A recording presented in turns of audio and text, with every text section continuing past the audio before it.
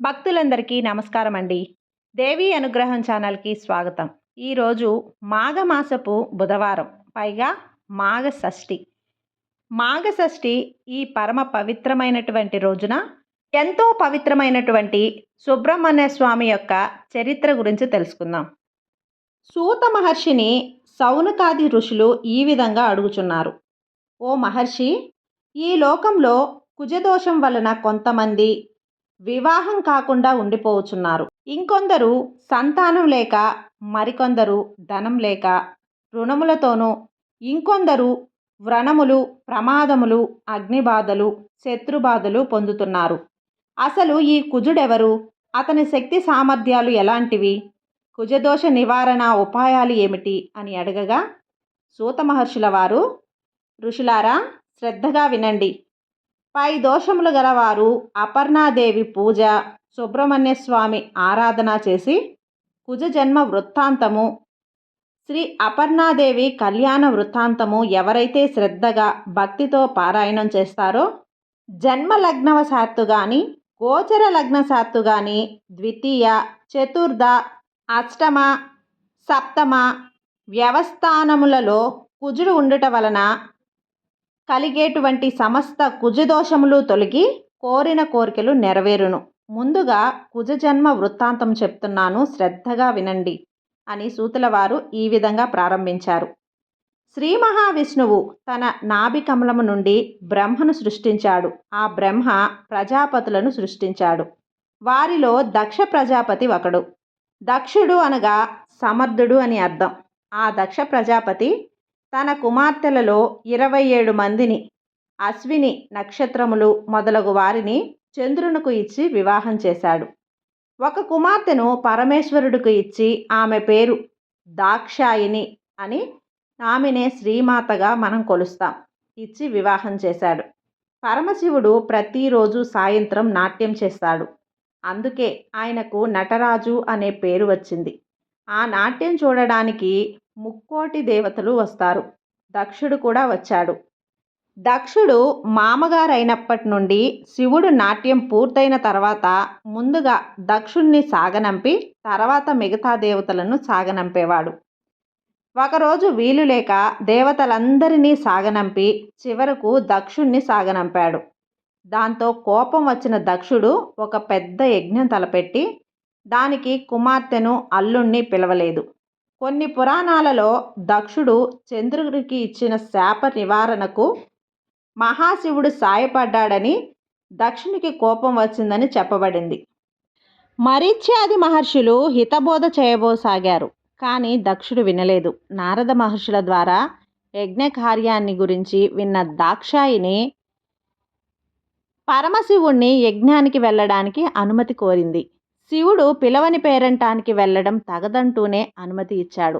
ఆమెతో పాటు సహాయకారులుగా కొంతమంది ప్రథమగణాన్ని పంపించాడు. దాక్షాయిని యజ్ఞశాలకు చేరింది. దక్షుడు పిలవకపోయినా వచ్చిన కుమార్తెను, అంటే దాక్షాయిని చూసి దగ్గరకు వచ్చి పరమశివుణ్ణి నిందించాడు. అతడు రాకపోతే నష్టం లేదు, నువ్వు వచ్చావు, చాలా సంతోషం అన్నాడు. దాక్షాయిని తండ్రికి, అక్కడ ఉన్న దేవతలందరికీ పరమశివుని గొప్పతనం చెప్పి శివనింద చేసిన వాడి కుమార్తెగా ఉండకూడదు అని నిశ్చయించుకుంది. యజ్ఞకుండము దగ్గరికి వెళ్ళి యోగాగ్నిచే దగ్ధమైంది. ఆ వార్త తెలిసిన శివుడు దక్షయజ్ఞమును ధ్వంసం చేశాడు. తర్వాత శివుడు కైలాసానికి వెళ్ళి సతీ విరహమును అనుభవిస్తూ తిరిగి హిమవత్ పర్వతం నందు తపస్సు చేయసాగాడు. అటులా తపస్సు చేయుచున్న శివుడి 3వ నేత్రం నుండి స్వేద బిందువులు నేలపై పడి ఒక శిశువు ఉద్భవించాడు. ఆ బాలుడు ఎర్రని కాంతితో, దివ్య తేజస్సుతో, 4 భుజములతో ప్రకాశిస్తున్నాడు. దిక్కులు పక్కటిల్లేలా ఏడవటం ప్రారంభించాడు. ఆ ధ్వనికి భూమి ఆకాశము ఏకమవుతున్నట్లు ఉంది. ఇంతలో భూదేవి స్త్రీ రూపధారిణి అయి ఆ బాలుణ్ణి ఎత్తుకొని స్తన్యమిచ్చింది. అప్పుడు శివుడు భూదేవితో, నీవు చాలా పుణ్యాత్మురాలవు, నా స్వేద బిందువు నీపై పడుటచే ఈ బాలుడు ఉద్భవించాడు. నేటి నుండి నీ కుమారుడిగా ప్రసిద్ధి చెందుతాడు. ఇతడు ఎల్లప్పుడూ ఆధ్యాత్మిక, అధిదైవిక, అధిభౌతిక తాపత్రయరహితుడై నీ పేరుతో విఖ్యాతి పొందుతాడు అని చెప్పాడు. శివ లాలాట జలము భూమిపై పడి ఇతడు జన్మించుటచే భూమి యందు జన్మించిన వాడుగా కుజుడు అని ప్రసిద్ధినామం కలిగింది. భూమి కుమారుడు గనుక భౌముడనియు, అగ్ని తేజస్సుతే పుట్టినవాడు గనుక గాన అంగారకుడని ప్రసిద్ధికెక్కాడు. ఇతడు జన్మించిన కొన్ని క్షణాలకే యువకుడైన కాశీయందు ఉండి చిరకాలము శివుని గురించి తపస్సు చేసి శివానుగ్రహముచే గృహతత్వం పొంది శుక్రలోకమునకు అంటే పైభాగాన ఉన్నాడు. నాటి నుండి ఎవరితనిని పూజిస్తారో వారికి వెంటనే కుజదోష నివృత్తి, సర్వకామ్య సిద్ధి కలుగును. ఈ కుజ జన్మ వృత్తాంతము పరమ పావనమైనది అని సూతుడు సౌనకాది మునులకు తెలిపాడు. ఈ వృత్తాంతమంతా కూడా శ్రద్ధగా ఆలకించుచున్న మునిపుంగవులు సూత మహర్షిని, మహానుభావ, కుజదోష నివృత్తికి ఏ దేవత ఆరాధన చేయవలెనో తద్విధానముగా తెలియజేయవలసిందిగా ప్రార్థించగా సూత మహర్షుల వారు మందహాసముతో మీ ప్రశ్నలకు సమాధానం శ్రీ సుబ్రహ్మణ్య చరిత్ర తెలియజేయగలదు అని సెలవీయగా మునులందరూ కూడా ఎంతో ఉత్సాహంతో అయ్యా ఆ వృత్తాంతమంతా మాకు సెలవీయవలసిందిగా కోరారు. సూత మహర్షుల వారు అప్పుడు శివపుత్రుడు గాంగేయుడు, అగ్ని సంభవుడు, కార్తికేయుడు మరియు శ్రీ మహావిష్ణువుకు మేనల్లుడుగా మురగన్ అనే నామధేయాలతో దేవతల సేనానిగా తారకాసురుణ్ణి సంహరించిన శ్రీ సుబ్రహ్మణ్య చరిత్రను ఈ విధంగా ప్రారంభించాడు. అగ్నిగుండంలో ఆత్మార్పణ గావించిన సతీదేవి మరణం ఈశ్వరుణ్ణి ఎంతో వైరాగిగా మార్చేసింది. పరమేశ్వరుడు ఒక్కచోట నిలవలేకపోతున్నాడు. నిరంతరం సంచారమే పనిగా పెట్టుకున్నాడు. అలా కొంతకాలం హిమాలయాలన్నీ పావనం చేసిన తర్వాత ఒక దివ్య సుందర ప్రదేశం మహాదేవునికి ఇంచుక ఉల్లాసం కలిగించగా అక్కడ తపోనిష్టకు అనువుగా ఉన్నదని అలా భావించి అక్కడే తిష్ట వేసి తపస్సు చేసుకోసాగాడు. మేనకాదేవికి ఆదిపరాశక్తి వరప్రభావన పుత్రిక జన్మించే సమయం ఆసన్నమైంది. ఆమె చక్కటి ఆడపిల్లకు జన్మనిచ్చింది. రత్నం లాంటి ఆ బాలిక జనన సమయంలో శుభశకునాలు అనేకం తోచాయి. మేఘాలు ఆనందంగా జలధారలు కురిపించగా దేవతలు విరివానలు కురిపించారు. గంధర్వులు తమ గాన ప్రావీణ్యమంతా పలు రకాల వాయిద్యాలపై ప్రయోగించగా విద్యాధర అప్సరసర స్త్రీలు నాట్య రీతుల్లో తమ తమ ప్రజ్ఞా పాటవాలు ప్రదర్శించారు. ఆ బాలిక అపూర్వ వర్చస్విని, రూపలావణ్య విలాసిని, శ్యామవర్ణ శోభిని. జాతకర్మ నామకరణ వేళ కాళీ అని నామకరణం జరిపించినప్పటికీ పర్వతరాజ పుత్రిక పార్వతిగా అచిరకాలంలోనే అందరి చేత పిలువబడి సాగింది. ఆ పేరే ఆమెకు సార్థకమైంది. ఆమె కారణ జన్మురాలు కదా. ఆమె పుట్టిన నాటి నుండి మేనక హిమవంతులకు ప్రతిరోజు ఏదో ఒక దివ్యానుభూతి కలగసాగింది. బాల్యం నుంచే పార్వతికి శివనామోచ్చరణపై ప్రీతి.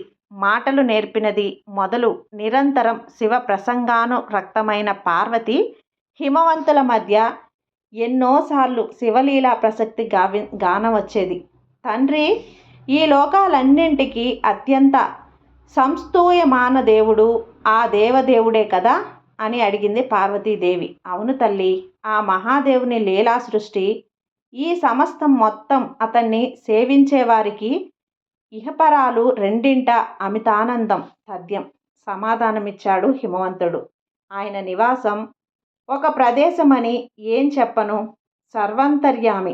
ఆయన రూపురేఖ విలాసాలు, తెల్లని దేహం, దాని దాచే గజచర్మం, జటాజూట సర్పహార శోభితుడై శూలం డమరకం కలిగి ఉండి రుద్రాక్ష మాలికాదారుడై వడలంతా విభూది అలుముకొని తన దేహకాంతితో దిక్కులు వెలిగింపచేస్తూ ఉంటాడు. శాంత స్వరూపుడు, చంద్రరేఖాధరుడు ఆ మహాదేవుడు. త్రినేత్రుడు కూడా. 3 కళ్ళు దేనికి? 2 కళ్ళు సాధారణంగా దయతో చూసే చూపు. మూడవది ఆయన తపోశక్తి చిహ్నం. అది అగ్ని సంస్యుతమైనది. అది తెరచి చూస్తే ముల్లోకాలు మసైపోతాయి. అంతేకాదు ఆయన గురించి ఎంత విన్నా వినాలనిపిస్తుంది. ఆయనను వర్ణించ ఎవ్వరికీ తరమా. ఆయన నివాస స్థానం కైలాసం. వజ్ర పరుషు ఖడ్గాది ఆయుధాలు ధరించి మహాశివుడు శ్మశాన సంచారం చేసే వేళల భూతప్రేత గణాలన్నీ ఆయనను సదా వెన్నంటి సేవిస్తుంటాయి. అలా ఎందుకుంటాయి? అది ప్రస్తుతం నీకు అర్థం కాదమ్మా. శివుడంటే వైరాగ్య చిహ్నం. కానీ సర్వ సన్మంగళకరుడా సదా శివమూర్తి. ఇటువంటివే పలుసార్లు శివ సంబంధాత్మక సంభాషణలు ఆ తండ్రి కూతుళ్ళ మధ్య జరుగుతూ ఉండటం వల్ల పార్వతీ హృదయంలో శివస్వరూపం ముద్రతయైపోయింది. అందువల్ల ఇతరుల బోధనలతో అవసరం లేని విధంగా ఆమె మనస్సు శివ సాన్నిధ్యంలో నివసించడం ప్రారంభమైంది. క్రమంగా ఆమె పెరిగి పెద్దదై జగన్మోహనాకృతిని దాల్చింది. వయసుకు అనుగుణమైన ఆమె తను విలాసం శతాధికమైంది. ఇలా ఉండగా నారదుడు హిమవంతుడి నగరికి వచ్చేశాడు. నారద మునీంద్రులకు యచోచిత సత్కారాలు చేసిన అనంతరం, మహానుభావ, మా పార్వతీదేవి యొక్క భవిష్యత్తును తమ వంటి త్రిలోక సంచారులు త్రికాలవేదులు చెప్పగా వినవేడుకగా అవుతున్నది అని మకులిత హస్తుడై ప్రాధేయపడ్డాడు హిమవంతుడు. అందుకు కారణం లేకపోలేదు.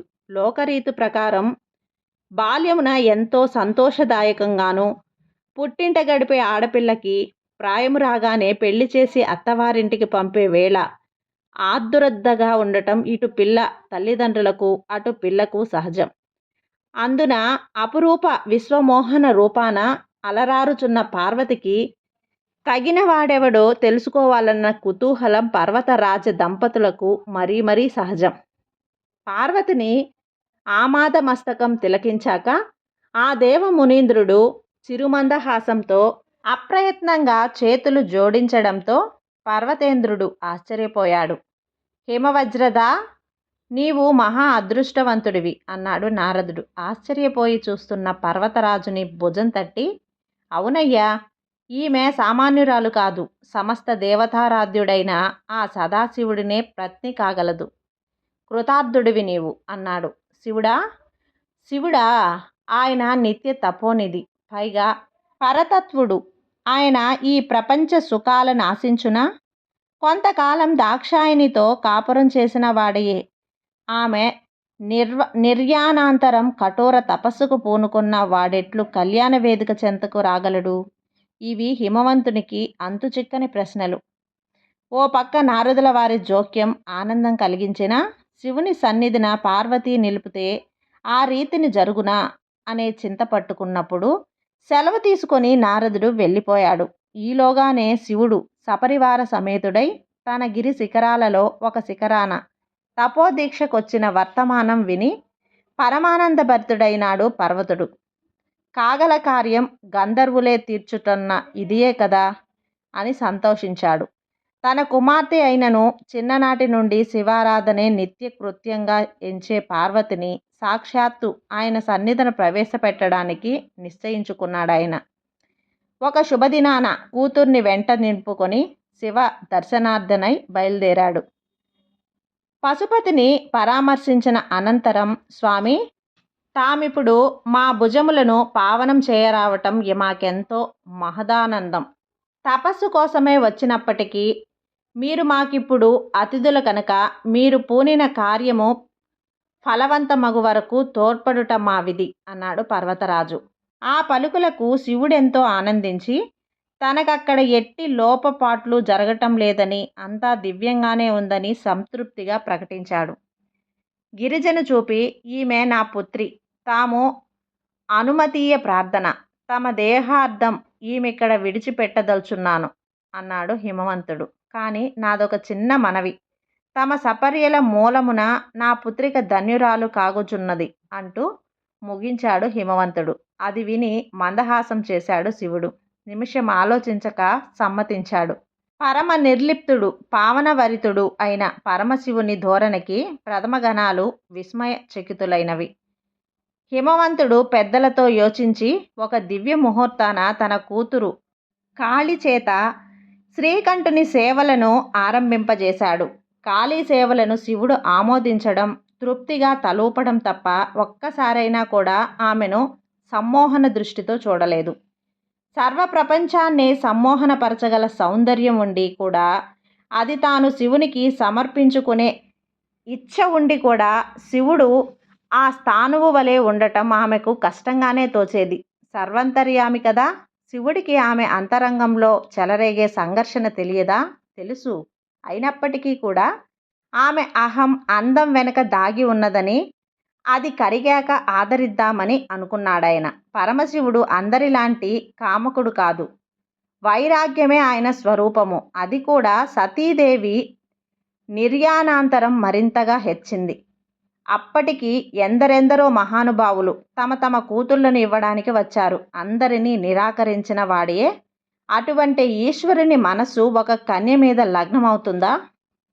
తారకాసుర సంహారానికి శివపార్వతుల కళ్యాణం ఎంతో ముఖ్యం. వారి ప్రణయ సమాగమమే ఇంకా జరగలేదు. ఇక పెళ్లి వరకు ఎలా తీసుకురావటం? సూత మహర్షి చెప్తున్న కథ సంవిధానం సంభాషణాత్మకంగా ఉండటంతో ఆయా దృశ్యాలు అన్నీ తమ కళ్ళకు కట్టినట్టు, అవన్నీ తమ కళ్ళ ఎదుటే జరుగుతున్నట్లు అనుభూతి చెందిన సౌనకాది మహామునులందరికీ ఈ సందేహం ఉదయించింది. అది వెంటనే నివృత్తి చేసుకోదలిచి, మహాత్మా, పౌరాణిక గాథ శ్రవణానంద బ్రహ్మ మరొక సందేహం. దేవతలంతా కూడా బాధిస్తున్న ఈ తారకాసురుడు ఎవడు? అతడు పొందిన వరమేమిటి?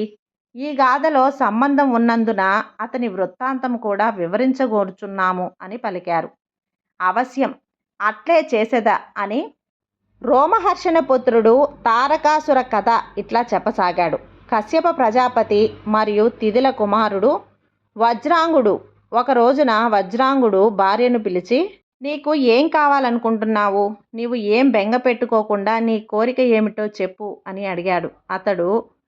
అతని భార్య అయిన వరాంగి ముల్లోకాలను గెలవగలిగినవాడు, పాకశానసుని కన్నుల వెంట నీళ్లు కార్పించగలిగినవాడు, నా కడుపున కొడుకుగా పుట్టేట్లుగా నన్ను అనుగ్రహించు అన్నది. పిమ్మట వజ్రాంగుడు బ్రహ్మ గూర్చి తపస్సు చేశాడు. బ్రహ్మగారు ప్రత్యక్షమయ్యాడు. వజ్రాంగుడు నమస్కారం చేసి, స్వామి, వరాంగి కోరిన కొడుకును ఈమెకు ఇప్పించండి అని అడిగాడు. వరాంగికి తాను కోరుకున్న కొడుకు పుట్టాడు. వాడు పుట్టగానే చాలా పెద్ద అల్లరి ప్రారంభమైంది. వజ్రాంగుడు కశ్యప ప్రజాపతిని తీసుకువచ్చి ఆ పిల్లవానికి తారకుడు అనే పేరు పెట్టాడు. లోకం మాత్రం ఆ పిల్లవాణ్ణి తారకాసురుడు అని పిలిచింది. తారకుడు పెరిగి పెద్దవాడయ్యాడు. వీనిని చూసి తిథి, వారంగి మిక్కిలి సంతోషపడిపోతున్నారు. వీళ్ళ కోరిక సంపూర్ణంగా నెరవేరటం కోసం తారకుడినే బ్రహ్మ గురించి తపస్సు చేసి వరమును పొందమని ప్రోత్సహించారు. ఇప్పుడు తారకుడు కూడా తపస్సుకు బయలుదేరి తపస్సు ప్రారంభించాడు. ఒక్క కాలు మీద నిలబడి కళ్ళు తెరుచుకొని సూర్యుడిని చూస్తున్నాడు. అలా 100 ఏళ్లు తపస్సు చేశాడు. తర్వాత ఉగ్ర తపస్సు మొదలుపెట్టాడు. అందులో నుంచి ధూమం పుట్టింది. అది లోకాలను కాలుస్తోంది. అప్పుడు దేవతలందరూ కూడా బ్రహ్మ దగ్గరకు వెళ్ళి, వీని తపస్సు లోకాలన్నింటినీ కాల్చేస్తుంది. మీరు వెళ్ళి వాడికి ఏం కావాలో అడగండి మహాప్రభో అన్నారు. అప్పుడు బ్రహ్మ వెళ్ళాడు.